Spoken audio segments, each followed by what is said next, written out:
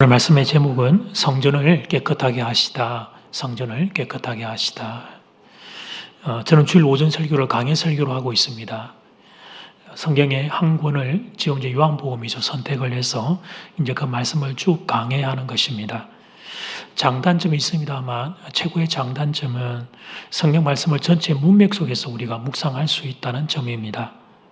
그러나 설교자로서는 사실 어려운 부분이 적지 않습니다. 제가 임의로 본문을 정하는 게 아니고 성경 순서를 따라서 본문이 정해지기 때문에 그렇죠. 그래서 낯선 본문, 새로운 본문들을 저는 이제 매주 공부해야 되는 그런 이제 부담이 있습니다. 설교자로서 또 설교하기 어려운 본문을 보면 이제 크게 두 가지가 있는데, 첫 번째는 본문의 핵심을 이해하기 어려운 경우입니다. 예를 들면 족보가 이렇게 쭉 있다든지 그럴 때 메인 아이디어가 뭔지를 잡아내기가 쉽지 않죠. 두 번째는 본문의 핵심은 분명한데 그 말씀이 우리의 영혼을 찌르는 말씀인 경우입니다. 이런 경우는 좀 피해가고 싶고 건너뛰고 싶은데 강의 설교 중이라 그럴 수가 없습니다. 마음의 부담이 되어도 제가 말씀을 전해야 되고 또 여러분의 말씀을 들어야 합니다. 오늘 본문도 그런 본문이라 할 수 있습니다. 오늘 이 자리에 앉아 계시는 성도님, 영상으로 온라인 예배 참석하시는 성도님, 모든 분들이 오늘 본문을 읽을 때 이런 내용이구나 다 아셨을 겁니다. 사건의 내용도 알고 세가족 몇 분을 제외하고는 본문의 교훈도 다 아실 겁니다. 그리고 저도 오늘 별 다른 메시지를 전하지는 않을 것입니다. 여러분이 알고 계시는 그 교훈을 동일하게 전할 겁니다. 한 가지 부탁드릴 것은 잘 아는 말씀이라고 미리 눈을 감지 않으시기를 부탁드립니다. 잘 아는 말씀이지만 성령께서 오늘 또 새롭게 주실 은혜를 기대하고 또 사모하며 말씀 안으로 들어가 보겠습니다. 자, 첫 번째는 성전을 깨끗하게 하시다. 성전을 깨끗하게 하시다. 예수님은 온유한 분이십니다. 그런데 오늘 본문에서 우리는 특이한 주님의 모습을 보게 됩니다. 주님이 크게 화를 내고 계시기 때문입니다. 성전에 들어가셨다가 그곳에서 장사하는 사람들을 보고 노끈을 가지고 채찍을 만들어서 양과 소를 내쫓으셨습니다. 돈 바꾸는 사람들이 돈을 쏟고 상을 엎으셨습니다. 15절 말씀, 노끈으로 채찍을 만드사 양이나 소를 다 성전에서 내쫓으시고 돈 바꾸는 사람들의 돈을 쏟으시며 상을 엎으시고. 이 본문 말씀을 상상을 해보면 예수님의 분노가 생생하게 느껴집니다. 사실은 예수님이 화를 내었다 그렇게 기록해도 되는데 이렇게 자세하게 묘사한 것은 우리에게, 성경을 읽는 우리에게 그때의 주님의 분노를 충분히 상상하라고 이런 것들을 기록하고 예시하는 거죠. 여러분, 예수님께서요, 채찍을 만들어서 내쫓으셨다는 것은 예수님이 채찍질을 하셨다는 거예요. 그것도 정말 이 착한 양과 소를 위해 향해서 주님이 채찍질을 하셨다는 거죠. 돈을 쏟아버리시고 상을 엎으셨습니다. 저도 사는 동안 아직까지 상은 한 번도 엎어본 적이 없는데 주님이 이제 상을 엎으신 거예요. 못된 우리라면 일어날 수 있는 일이지만 아무리 생각해도 예수님과는 어울리지 않는 모습입니다. 예수님은 왜 그렇게 화를 내셨을까?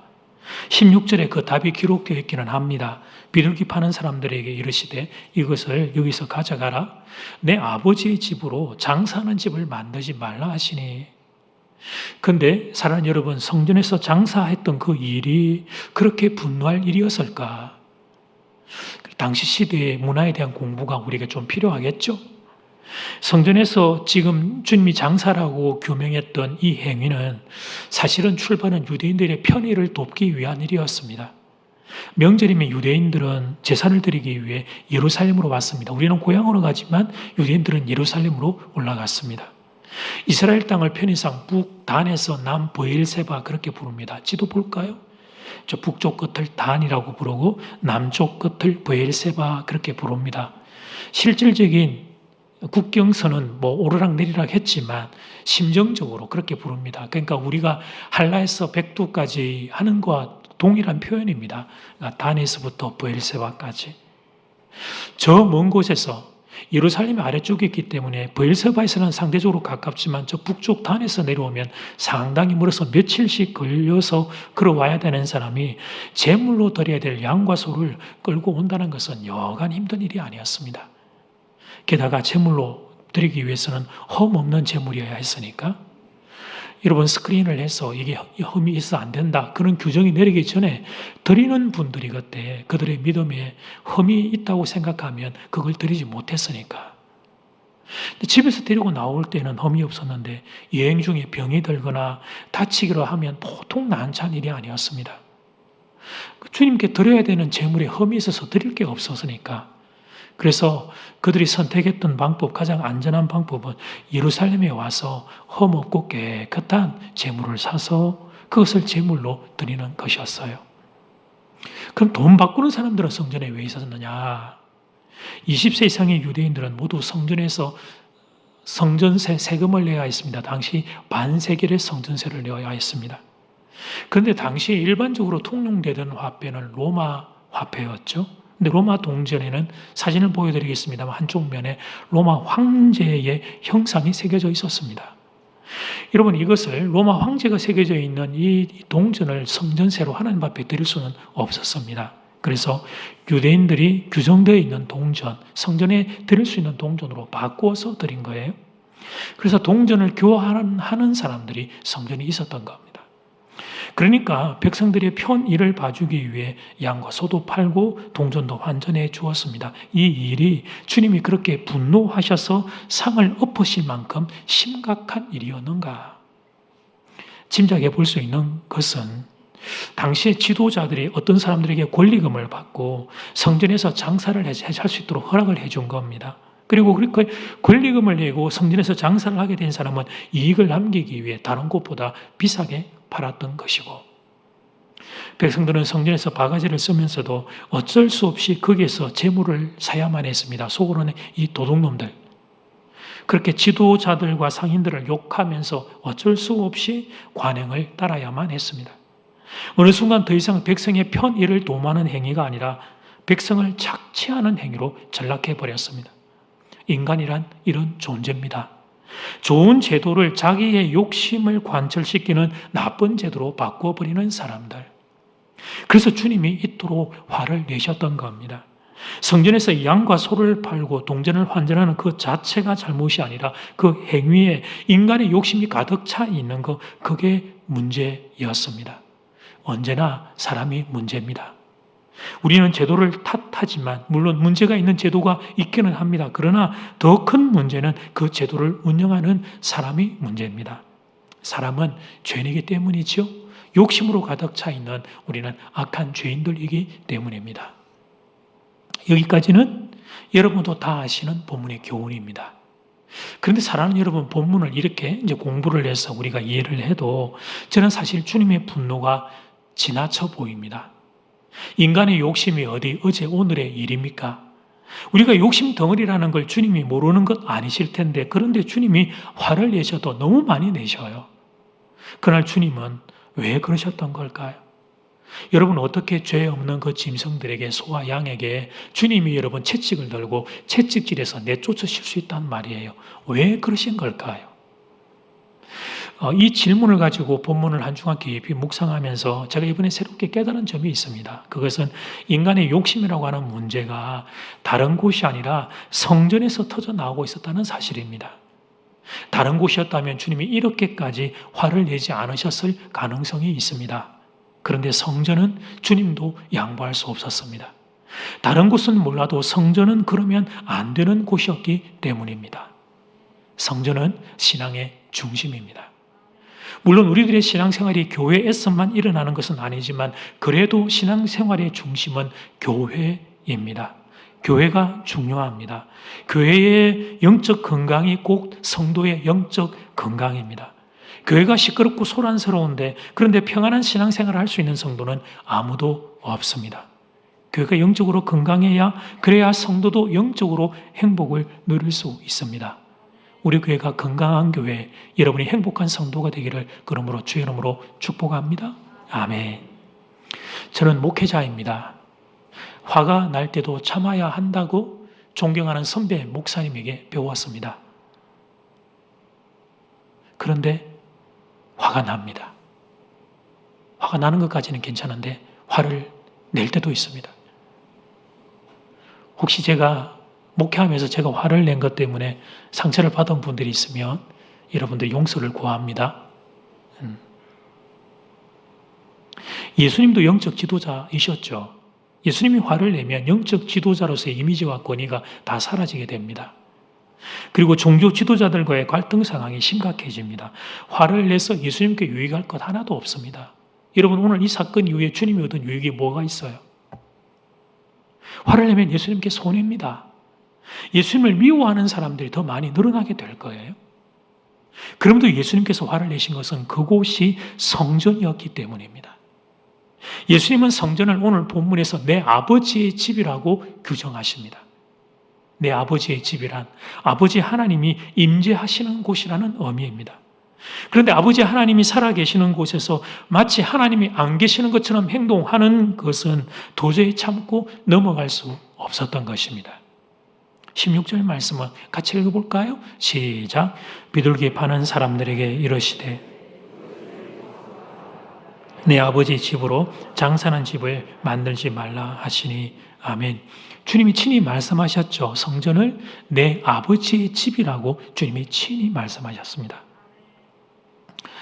이런 고민을 하고 목회자를 찾아오는 분들이 계시는데요. 목사님, 저 성도는 세상에서는 진짜 엉망이에요. 그런데 교회 와가지고 막 이러고 그래요. 이런 이중적인 모습을 가지고 성도라고 이렇게 부를 수 있겠습니까, 목사님? 그렇게 질문하는 분들이 계셔요. 좋은 질문이고 그 의도도 충분히 이해합니다. 성도는 교회에서 사는 것처럼 세상에서도 똑같이 살아야죠. 교회와 가정의 모습이 교회와 사회에서의 모습이 동일해야죠. 말해 무엇하겠어요.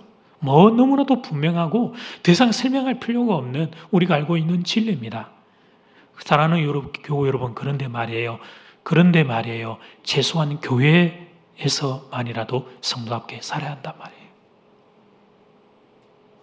세상에서 성도답게 살아야 되는 거 당연하죠. 그런데 주님이 오늘 하고 싶은 이야기는 교회에서라도 그렇게 살아야 한다는 거예요. 우리가 그것도 제대로 못하기에 주님이 오늘 이런 사건을 일으키고 계신 겁니다. 세상에서는 내가 어떤 말을 하고 어떤 행동을 할지라도 교회에 오면 그 모든 게 스탑 돼야 된단 말이에요. 세상에서 하던 못된 말들을 교회에서 똑같이 하면 안 됩니다. 세상에서 살던 방식을 교회에서 똑같이 반복하면 안 됩니다. 교회에서는 그럴 수 없습니다. 교회는 아버지의 집이기 때문입니다. 교회는 아버지 하나님이 살아계시는 곳이기 때문이에요. 교회는 내가 바꾸는 곳이 아니에요. 교회는 내가 하나님 앞에서 바뀌는 곳입니다. 교회는 내가 바꾸는 곳이 아니라 교회는 내가 하나님 앞에서 바뀌는 곳이란 말이에요. 그동안 본문 말씀에 대한 적용은 주로 교회에 대한 비판으로 이어졌습니다. 어떤 교회에서 보이는 더럽고 추한 모습에 대한 비판으로 이어졌죠. 그렇게 적용할 수 있습니다. 그 적용이 1차 적용이라고 볼 수 있습니다. 근데 여러분, 그런 식으로만 적용을 하다 보니까, 이 말씀을 가지고 그런 식으로만 적용하다 보니까 우리의 신앙에 이 본문이 심각한 이질감과 한계가 발생했어요. 본문 말씀을 나하고는 별로 관계없는 말씀으로 치부하고 밀어내 버린 거예요. 문제가 있는 어느 교회, 우리 머릿속에 떠오르는 상정되어지는 어떤 한 교회를 상정하고 그 교회를 향해 주시는 말씀으로만 생각했던 거죠. 그런데 여러분, 정말 그럴까요?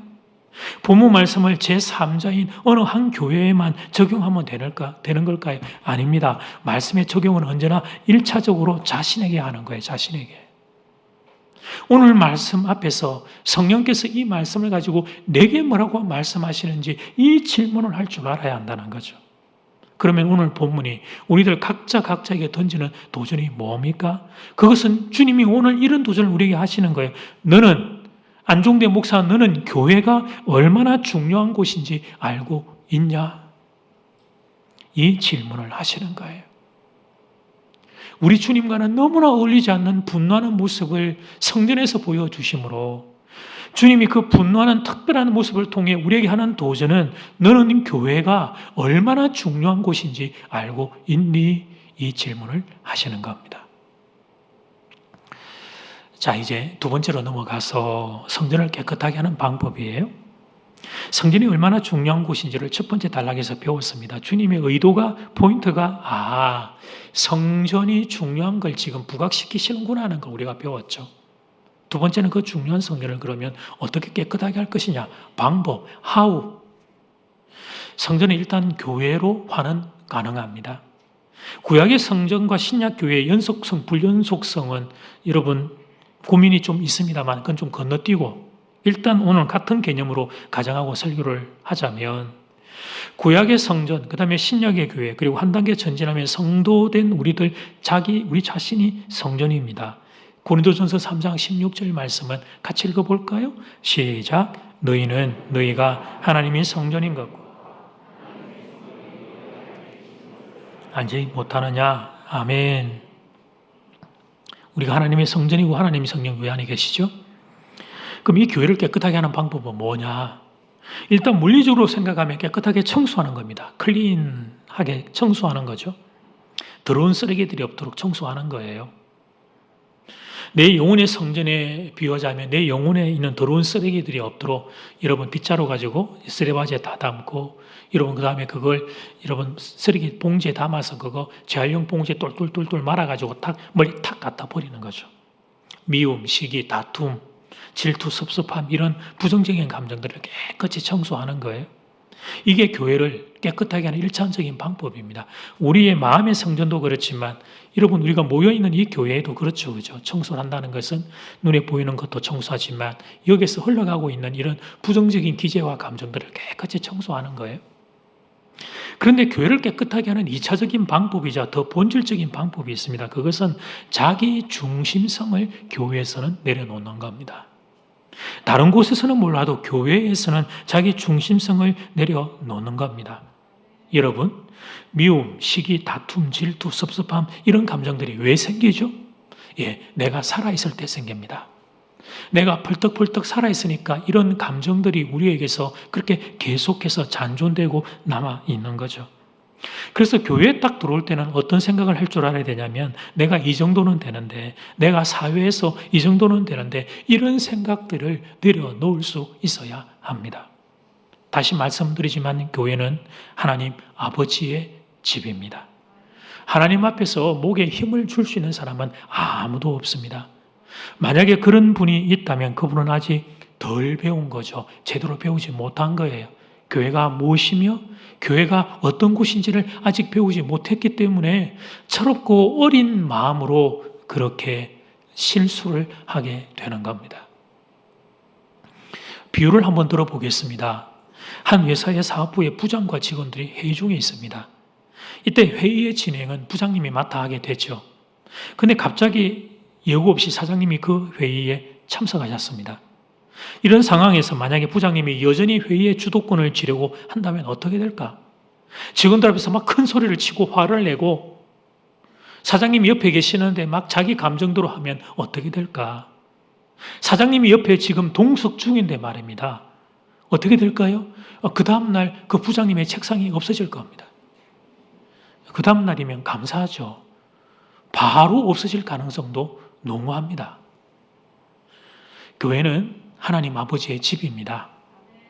그런데 누군가가 큰 소리를 친다. 일정 감정 이상의 감정을 토해낸다. 하나님의 존전 앞에서 행할 수 없는 행동이란 말이죠. 여러분 우리가 회사에서 사장님 앞에서도 안 그럽니다. 사장님이 뭡니까? 부장님 앞에서도 안 그럽니다. 그런데 교회에서 내 감정을 절제하지 못하고 크게 소리를 지르는 것은 지금 그 사람의 안중에는 하나님이 안 보이는 거예요. 어떤 이유로든지 간에 어떻게 감정이 무너졌든지 간에 지금 하나님이 그분의 눈에는 가리워진 겁니다. 우리가 말은 하나님 하지만 지금 그 사람이 그 하나님을 놓쳐버리거나 잃어버린 형국에 떨어져 있단 말이에요. 바로 이 자기 중심성이 우리가 해결해야 할 과제입니다. 교회 안에서 일어나는 모든 퇴행적인 모습들, 우리의 얼굴과 눈살을 찌푸리게 만드는 모든 행동은 그 원인이 자기 중심성에 있습니다. 오늘 본문의 현장도 다를 바가 없습니다. 만약에 여기 이 사람들이 자기 욕심을 버렸다면, 이들이 그 행위를 하며 최소한의 이유만 남겼다면 그들이 자기의 이익을 추구하는 걸 우선순위로 하는 것이 아니라 백성들의 편의를 도모하는 것을 우선순위로 삼았다면, 내가 많은 직업이 있는데 그런데 성전에 제물로 드려야 될 사람들의 제물을 제공하는 이 귀한 직업을 하나님께 선물 받았다고 하는 신성한 하나님의 부르심을 가지고 있었다면, 돈을 바꾸는 것도 마찬가지, 더러운 세상의 돈을 깨끗한 돈으로 바꾸어 이들이 하나님 앞에 성전세를 드릴 수 있는 귀한 직업의 부르심으로 내가 부르심을 받았다는 걸 알았다면, 그래서 두렵고 떨리는 마음으로 그 직분들을 이들이 감당했다면, 오늘 본문 당시에 성전에서 장사하는 이들은 주님께 혼이 나지 않았을 겁니다. 오히려 칭찬을 들었을지 모르죠. 멀리서 오는 백성들, 또 돈을 환전해서 주님 앞에 깨끗한 돈을 드리고 싶은 백성들, 우리 어른들 중에도 교회 드리는 헌금, 은행 가서 주중에 새 돈으로 꼭 바꿔서 드리는, 그게 안 되면 깨끗이 다림질로 해서 드리는 성도님들의 그런 마음들, 이 사람들이 그런 마음들을 이해하고 했다면 그게 얼마나 귀한 섬김이겠어요. 문제는 욕심이었죠. 욕심이, 자기의 욕심들이 하나님의 임재를 여러분 무시했던 겁니다. 하나님이 버젓이 살아계시는데, 하나님이 살아계시는 아버지 집에서 하나님을 무시했던 거예요. 그래서 주님이 크게 화를 내신 겁니다. 너희들 왜 그러니? 왜 그래? 아버지의 집에서 너희들 왜 그러니? 왜 그래? 아버지의 집에서 왜 아버지가 없는 것처럼 자식들이 그렇게 살고 있니? 주님이 화를 내셨던 거죠. 눈물이 가득 담겨 있는 거죠. 주님의 분노에는. 그날 그곳의 잘못을 바로잡기 위함이요, 오고 오는 세대의 모든 성도들에게 교훈을 주기 위함이란 말이에요.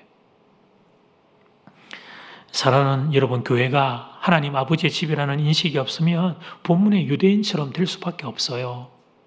여러분, 우리가 조금만 자존심의 상처를 입어도 우리는 참지 못합니다. 안 되죠. 참을 수가 없어요.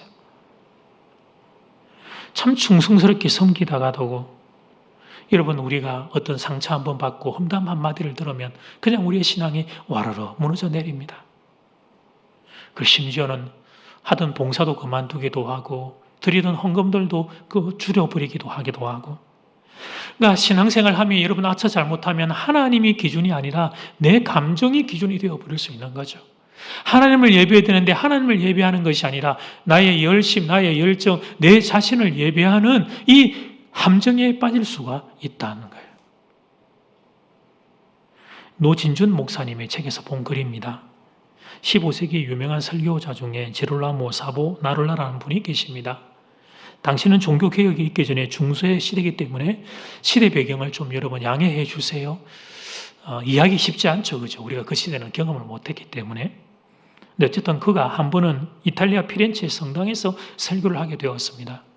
그 교회는 마리아 동상이, 아름다운 마리아 동상이, 유달리 좀 아름다운 마리아 동상이 하나 서 있었습니다. 그곳에 며칠 머물고 있는 동안 그는 연세가 지긋한 한 여인이 매일 마리아 동상 앞에 와 기도하는 모습을 보았습니다. 우리는 마리아의 숭배 사상의 오류를 알고 있습니다. 마리아 숭배 사상은 여러분 우상 숭배입니다. 그건 잘못된 겁니다. 제가 분명히 말씀드렸어요.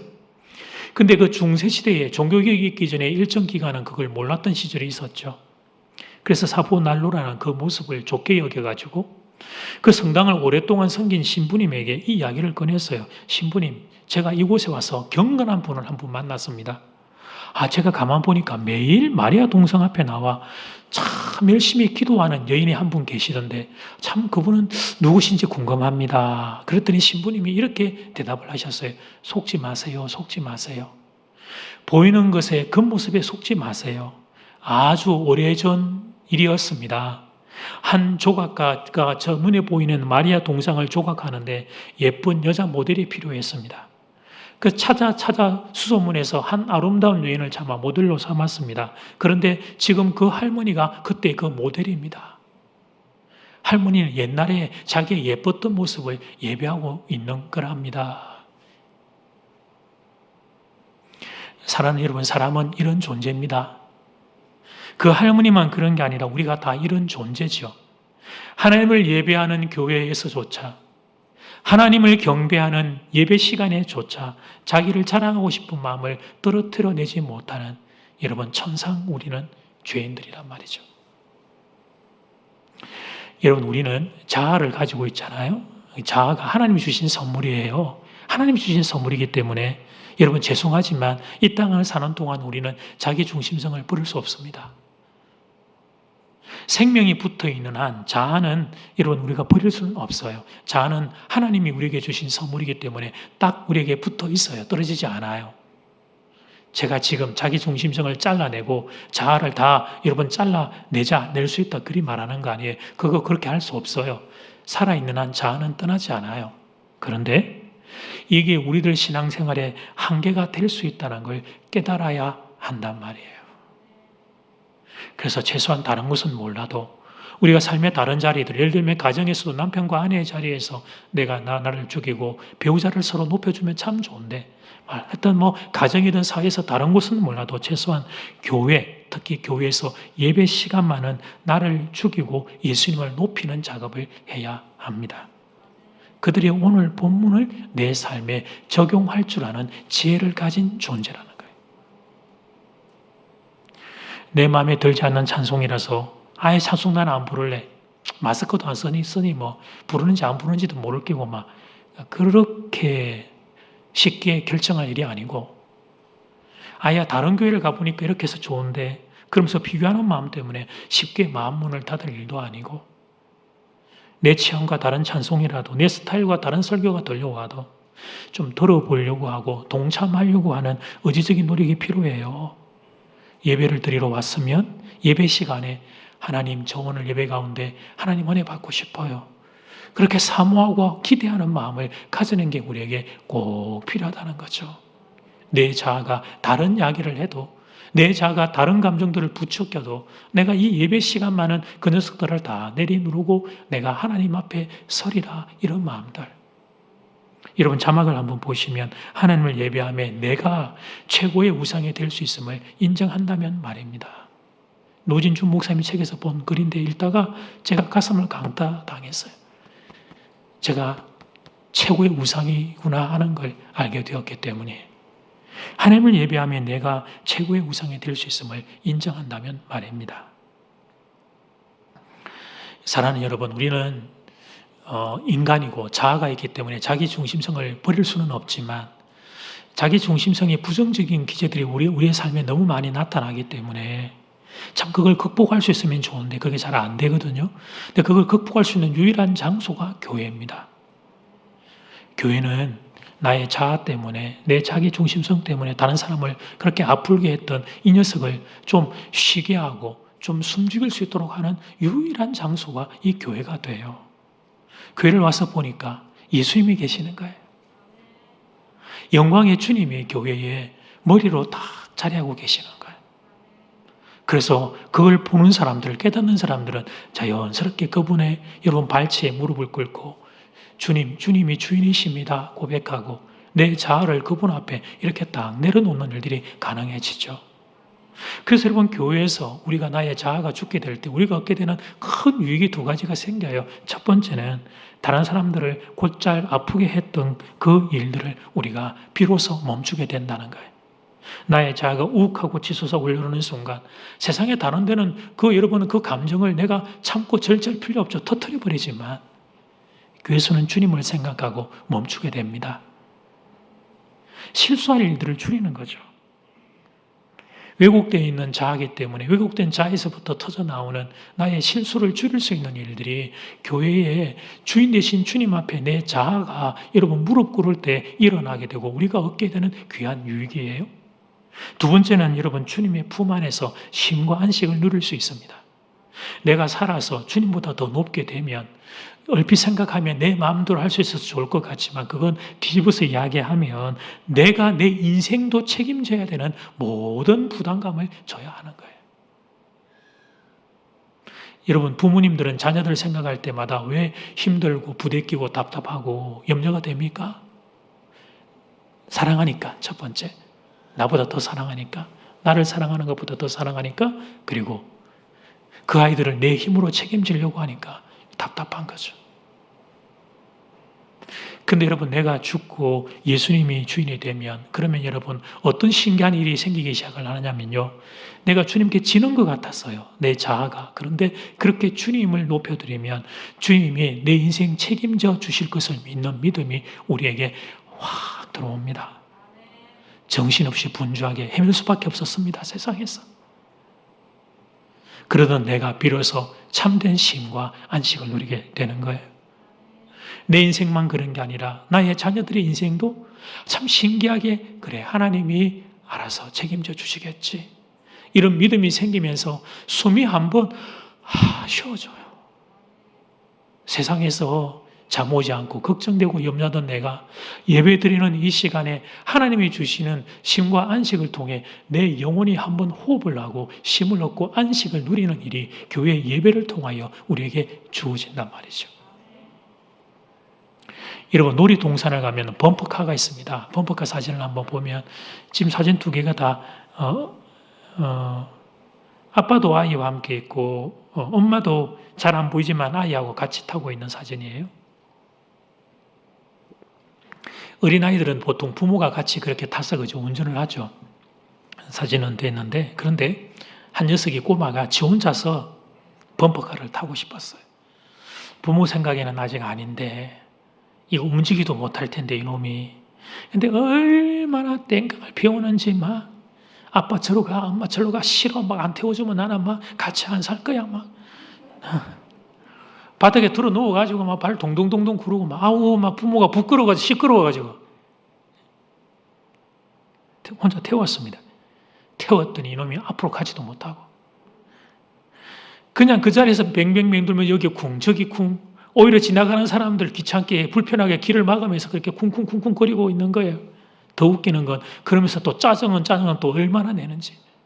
지가 운전을 못해가지고 일어나는 일인데도 불구하고 지나다니는 사람들 때문에 자기가 지금 못 간다고 얼마나 짜증을 내며 또 그거 앉아가지고 밖에 있는 엄마 아빠를 또 보고 막 소리 지르고 막 그러는지.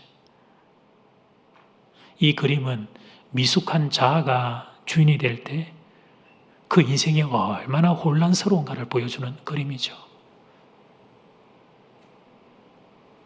안타까운 것은 40이 넘고 50이 넘고 그렇게 참 나이가 든 성년이 되어도 우리의 삶에 저 범퍼카 타고 그러고 있는 우리의 모습이 보인다는 게 우리의 안타까움이에요. 그러니까 여러분, 인생에 사는 게 피곤할 수밖에 없어요. 그런데 여러분, 그렇게 살던 우리가 교회를 오면, 교회 특별히 예배 시간에 딱 앉으면 어떻게 됩니까? 그렇습니다. 영혼이 살아있는 성도들은 내 자아들을 주님 앞에서 낮추죠. 더 깊이 있는 성도들은 자아를 딱 죽여요. 대신 예수님을 높이고 예수님을 주인으로 모시게 됩니다. 그러면서 세상에서는 그토록 분주하게 뛰어다녀도 내가 그렇게 얻으려고 해도 얻지 못했던 쉼과 안식에 시원한 성령의 바람과 함께 내 영혼 속으로 이렇게 밀려 들어오는 거예요. 이것이 바로 교회에서 성도가 누리는 복이 되는 겁니다. 수고하고 무거운 짐진 자들아 다 내게로 오라, 내가 너희를 쉬게 하리라. 교회에서 이제 이 쉼과 안식을 누리고 우리의 삶의 다른 자리들까지 이제 확장시켜 나가는 그게 성도의 성화와 우리 성도들의 이제 신앙의 그 다음에 스텝의 걸음이 되는 거고. 그러므로 사랑하는 교회 여러분, 말씀을 맺으면서 여러분들에게 한 가지 초청을 합니다. 우리 잘 죽읍시다. 아멘 하면 좋겠는데, 우리 잘 죽읍시다. 아멘. 다른 곳에서는 몰라도 교회에서 특별히 예배 시간에는 잘 죽읍시다. 한번 죽어봅시다. 내가 죽으면 정말 내가 죽는지 내가 살아나는지, 내가 죽으면 내 안에서 예수님이 살아나면 그러면 정말 주님이 주시는 쉼과 안식이 무엇인지를 맛보게 될 겁니다. 위로가 임하고 쉼이 임하고 평강이 임하고, 그래, 주님이 알아서 하시겠지. 주님이 알아서 하시겠지. 세상에 어디 근거도 없은 그런 놀라운 믿음들도 우리 안에 생기는 복이 임하게 되는 겁니다. 하나님이 이 교회에 허락한 복이거든요. 하나님이 이 교회 특별히 예배에 허락한 이 귀한 복이 쉼과 안식의 평안의 복이 하늘로부터 여러분 모두에게 임하기를 주의 이름으로 축복합니다. 아멘.